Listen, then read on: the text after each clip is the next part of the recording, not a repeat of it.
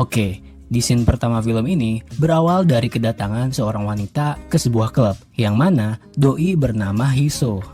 Di sana dia ternyata dapat sebuah kejutan nih dari teman-teman kerjanya, yang sebut aja teman kerjanya ini bernama Jono dan teman kerjanya yang satu ini bernama Jepri. Karena kebetulan ternyata si Tante Hiso ini lagi ulang tahun cuy. Setelah itu bukannya dia malah senang dapat kejutan, dia malah jadi ngerasa risih karena si Tante Hiso ini orangnya tuh nggak suka kalau ulang tahunnya dirayain rame-rame gitu. Dan nggak lama dia malah cabut pergi dari klub itu cuy. Next besoknya si Tante Hiso datang ke tempat kerjanya di studio musik, yang mana ternyata si Tante Hiso ini dia adalah seorang penulis lagu, guru musik, dan sekaligus seorang komposer cuy. Di sana dia ngecek hasil pekerjaannya si Jono nih. Nah setelah beres, dia pun langsung cabut pergi lagi. Malamnya, pas si Tante Hiso pulang turun dari taksi, dia nggak sengaja cuy ngeliat sepasang cewek dan cowok di taman yang lagi skidi papap cuy. Waduh, pas si Tante mau masuk lift, ternyata tiba-tiba cowok yang tadi lagi skidi papap di taman ikut masuk juga ke dalam liftnya si Tante cuy. Yang mana itu bikin mereka berdua di dalam lift jadi saling canggung-canggung gitu. Oke, jadi si cowok ini bernama Seyung. Doi ini ternyata adalah seorang mahasiswa dari jurusan seni dan musik. Besoknya di kelas seni, pas si Seyung lagi melukis sama temannya ini yang bernama sebut aja Dodo. Mereka berdua malah jadi nggak bisa fokus cuy. Karena apa? Karena apa yang mereka lagi lukis adalah sebuah objek seorang wanita tanpa yang mana itu bikin mereka malah jadi tegang barengan cuy. Waduh.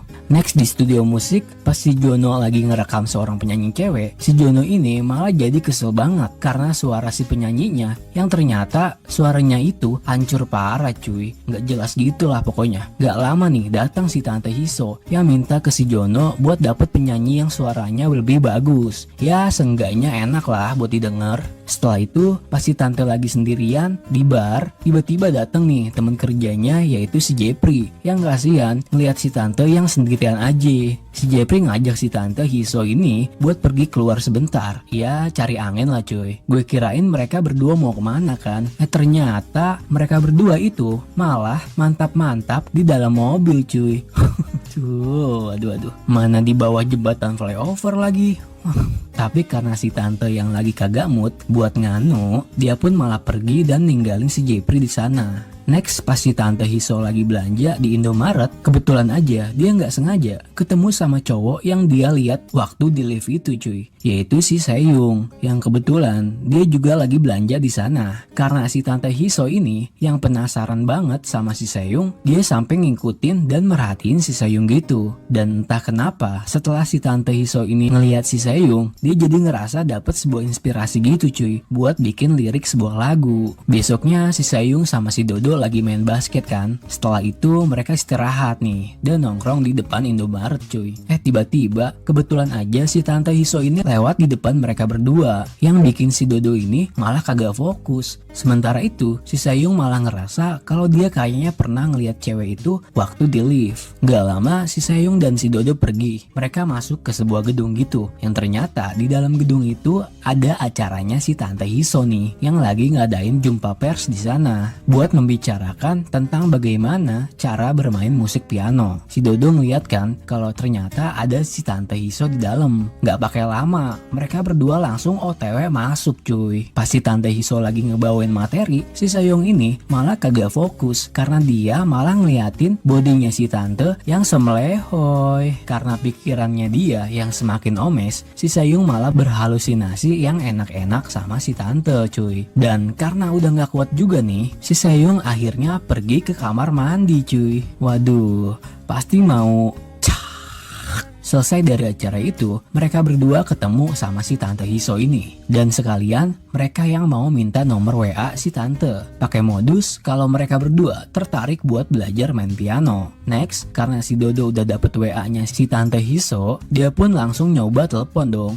Ternyata pas ditelepon, nomornya kagak nyambung cuy. Dia malah jadi kesel karena dia ngerasa udah dibohongin dikasih nomor palsu sama si Tante Hiso. Nah, malamnya di kamar, si Seyung megang kertas keras gitu kan. Yang mana ternyata itu adalah nomor WA si tante yang asli cuy. Jadi nomor WA yang ditelepon si Dodo tadi itu adalah nomor telepon palsu yang diganti sama si Seyung nih. Waduh, pinter juga nih bocah ya. Pas si Seyung coba telepon, ternyata diangkat nih sama si tante. Tapi karena dia masih ngerasa malu-malu, malah dia reject cuy. Gak lama dia malah ditelepon balik sama si tante Hiso yang nyuruh si Seyung buat langsung ke rumah si tante aja buat belajar main piano. Gak pakai lama dong, dia pun langsung OTW cuy. Di sana si Seyung malah makin gak bisa fokus karena ngeliat si tante yang pakai baju tipis banget, dan dia juga gak sengaja ngeliat si tante Hiso yang lagi ganti baju gitu. Si Seyung makin gak kuat iman nih pas tangan si tante megang tangannya ngajarin main piano. Lagi enak-enak kan, tiba-tiba emaknya si Seyung nelpon nyuruh si Seyung buat pulang ke rumah. Ganggu aja ya emaknya. Besoknya pas si Seyung lagi ngelukis, dateng nih si Dodo yang kaget ngelihat lukisan si Seyung yang ternyata itu adalah lukisannya si tante Hiso yang kagak pakai. Yang bikin si Dodo jadi curiga dan tahu kalau si Seyung ternyata udah pernah ketemu sama si tante Hiso ini. Next si Seyung main lagi nih ke rumah si tante Hiso sampai nungguin di depan pintu. Gak lama akhirnya si tante Hiso pun datang. Nah baru juga masuk ke rumahnya, si Seyung udah gak kuat iman lagi aja cuy. Gara-gara ngelihat bodinya si tante yang semlehoy. Gak pakai lama dong, si Seyung langsung sikat si tante. Dia gendong, dia bawa ke kursi. Nah di situ terjadilah pergenjotan duniawi. Gak puas cuma di kursi, akhirnya mereka juga lanjut melakukan pergenjotan itu di dapur cuy. Besoknya tante Hiso ngejemput si Seyung yang pulang dari kampus. Mereka berdua pergi ke sebuah galeri seni gitu. Pas si Seyung lagi ngeliat-ngeliat lukisan, tiba-tiba tangannya si tante megang tangannya si Seyung dan ngajak Seyung ke tempat kayak perpustakaan gitu. Gue kirain mereka mau baca-baca buku kan. Gak taunya si tante Hiso ini malah karaokein punyanya si Seyung cuy. Waduh.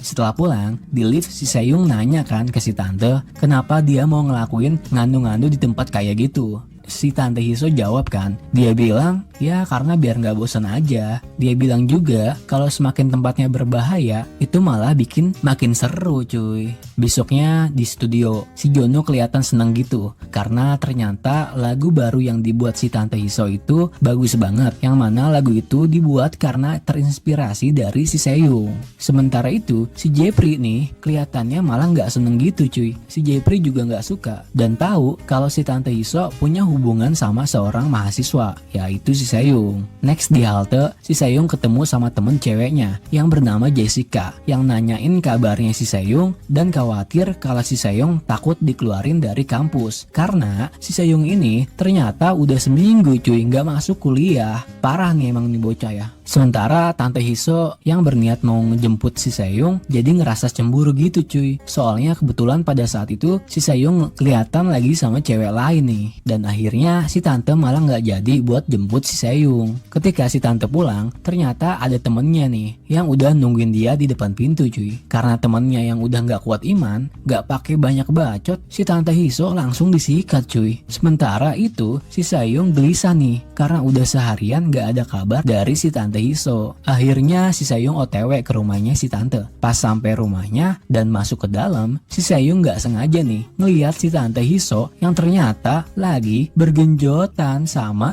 cowok lain.